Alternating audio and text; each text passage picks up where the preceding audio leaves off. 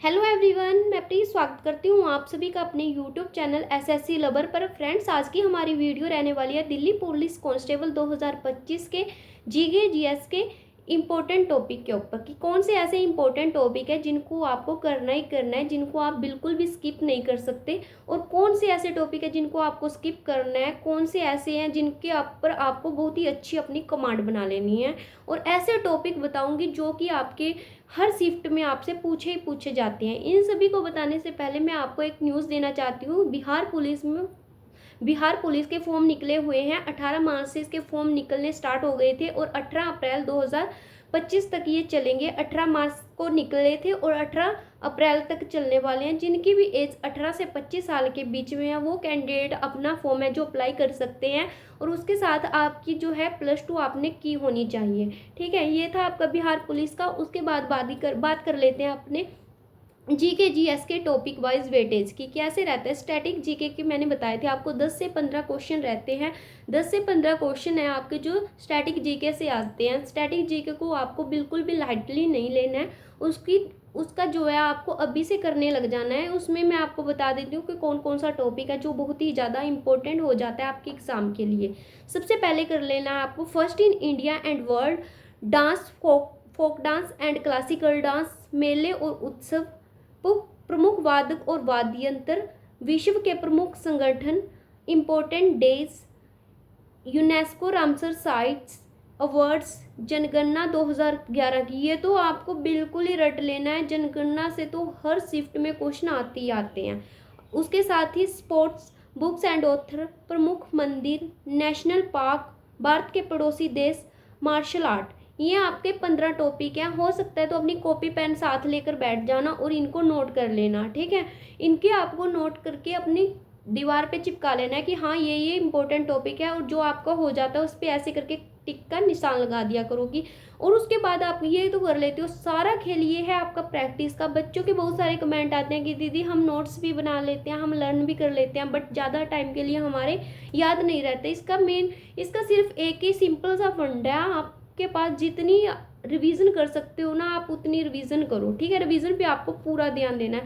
और उसके बाद बारी आती है स्टैटिक जीके के बाद पॉलिटिकल की। स्टैटिक जीके और पॉलिटिकल ये दोनों ही बहुत ही इंपॉर्टेंट हो जाते हैं। पॉलिटिकल के आपके 8 से 10 क्वेश्चन आते हैं।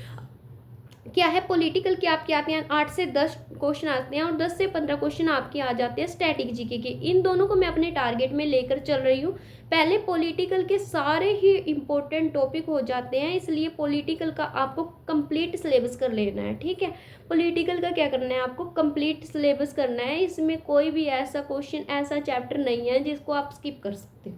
बिकॉज क्योंकि हर ऐसे है ना, ये पॉलिटिकल तो है ना जो दिल एसएससी का फेवरेट बन चुका है। पॉलिटिकल और स्टैटिक जीके में से आपको बहुत सारे क्वेश्चन हैं जो देखने को मिलते हैं। आगे बात कर लेते हैं हम हिस्ट्री की। हिस्ट्री में मैं आपको इम्पोर्टेंट टॉपिक है जो बता देती हूँ, आप नोट कर लीजिएगा। हड़प्पा सभ्यता, वैदिक सभ्यता, वंश, महाजनपद, अशोक, जैन और बौद्ध धर्म। ये हो गए। दिल्ली सल्तनत, दिल्ली सल्तनत को भी बहुत ही अच्छे से कर लेना आप। मुगल काल, गवर्नर जनरल, 1857 की क्रांति, ये भी बहुत ही अच्छे से कर लेना। भारत का स्वतंत्रता संग्राम, गांधी युग, कांग्रेस अधिवेशन, प्रमुख नारे, प्रमुख समाज। ये जो टॉपिक थे आपकी, ये थे आपकी हिस्ट्री के। इनको आप अच्छे से कर लेना, अच्छे से देख लेना। ठीक है, उसके बाद बारी आती है ज्योग्राफी की। ज्योग्राफी के आपके आते हैं 4 से 5 क्वेश्चन आते हैं। ठीक है, ज्योग्राफी के 4 से 5 क्वेश्चन आते हैं। इसके जो इम्पोर्टेंट टॉपिक हैं, इसके थोड़े से ही इम्पोर्टेंट टॉपिक हैं जो आपको अच्छे से ही कर लेना है। ज़्यादा सिलेबस के पीछे नहीं भागना, आंधों की तरह तैयारी नहीं करनी है। आपको हार्ड वर्क के साथ साथ स्मार्ट वर्क भी करना है। ठीक है, भारत का भौतिक स्वरूप, नदियाँ, झीलें, जल प्रवाह, चोटी, मिट्टी, कृषि, भारतीय जनजातियाँ, सौर मंडल, महाद्वीप, जनसंधियाँ। ये सभी के सभी आपको बहुत ही अच्छे से और डिटेल में कर लेने हैं। इन सभी के आपको प्रॉपर नोट्स बना लेने हैं ताकि आपको है ना जो एग्ज़ाम टाइम पे बिल्कुल भी दिक्कत ना हो। ठीक है, उसके बाद बारी आती है साइंस की। साइंस में आपको क्या करना है, साइंस में भी आपके 4 से 5 क्वेश्चन पूछ लिए जाते हैं।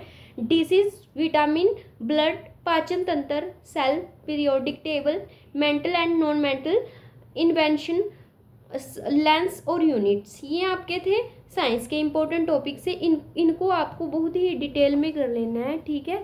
ये ऐसे टॉपिक है इनसे अलावा आपको और कुछ भी करने की ज़रूरत नहीं है। इन पे आप अपनी अच्छी खासी कमांड बना लो, मैं गारंटी लेती हूँ कि इससे बाहर आपके एग्ज़ाम में कुछ भी नहीं आएगा।